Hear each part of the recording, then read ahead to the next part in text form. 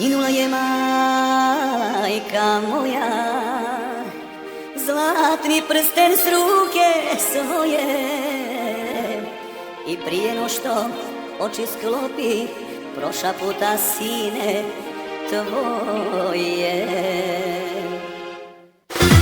Idem s tobom na vjenčanje, sve je ko iz bajke, mjesto burme na ruci ti, prsten moje majke. Stari otac prsten gleda, grije suzu svoju, da je voliš mili sine, ko ja majku tvoju.